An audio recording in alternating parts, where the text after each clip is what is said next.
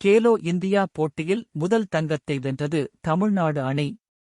கேலோ இந்தியாவின் யோகா விளையாட்டில் ரித்மிக் ஜோடி பிரிவில் தமிழ்நாட்டைச் சேர்ந்த இரட்டையர்கள் சர்வேஷ், தேவேஷ் ஆகியோர் 127.89 புள்ளிகள் பெற்று தங்கம் வென்று அசத்தினர்.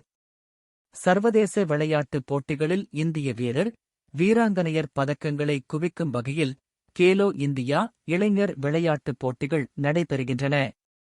இதில் 17 மற்றும் 21 வயதுக்கு உட்பட்ட விளையாட்டில் சிறந்து விளங்கும் வீரர்களை தேர்வு செய்ய தேசிய அளவிலான போட்டிகளை நடத்தி அதில் தேர்வாகும் வீரர், வீராங்கனைகளுக்கு சர்வதேச தரத்தில் பயிற்சி அளிக்கப்படுகிறது. இதுவரை 5 மாநிலங்களில் போட்டிகள் நடந்துள்ளன. இந்த ஆண்டு சென்னை நேரு விளையாட்டு மைதானத்தில் கேலோ போட்டிகளை நேற்று பிரதமர் மோடி துவக்கி வைத்தார். துவக்க விழாவில் ஆளுநர் ரவி, முதலமைச்சர் மு.க. ஸ்டாலின் முன்னிலை வகித்தனர்.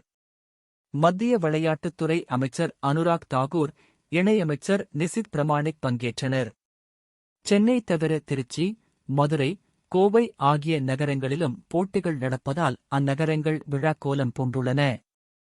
கால்பந்து, கபடி, வாலிபால், ஜூடோ, பளு தூக்குதல், ஸ்குவாஷ், வில்வித்தை, குத்துச்சண்டை, பூப்பந்தாட்டம், டேபிள் டென்னிஸ், சைக்கிளிங், ஜிம்னாஸ்டிக், நீச்சல், ஹாக்கி, டென்னிஸ், துப்பாக்கி சுடுதல், யோகா, மல்யுத்தம் உள்ளிட்ட 25 பிரிவுகளில் போட்டி நடக்கிறது. இந்த போட்டிகளில் 36 மாநிலங்கள் மற்றும் யூனியன் பிரதேசங்களில் இருந்து 5500 வீரர், வீராங்கனைகள், 1600 பயிற்சியாளர்கள், 1000 நடுவர்களும் பங்கேற்கின்றனர். அவர்களுக்கு உதவ 1200 தன்னார்வலர்கள் முன்வந்துள்ளனர். இந்நிலையில் இன்று ராஜரத்தினம் மைதானத்தில் நடைபெற்ற யோகா விளையாட்டில் ரித்மிக் ஜோடி பிரிவில் தமிழ்நாடு வீரர்கள் சர்வேஷ், தேவேஷ் இரட்டையர்கள் வெற்றி பெற்று தமிழ்நாட்டிற்கான முதல் தங்கப் பதக்கத்தை வென்றனர்.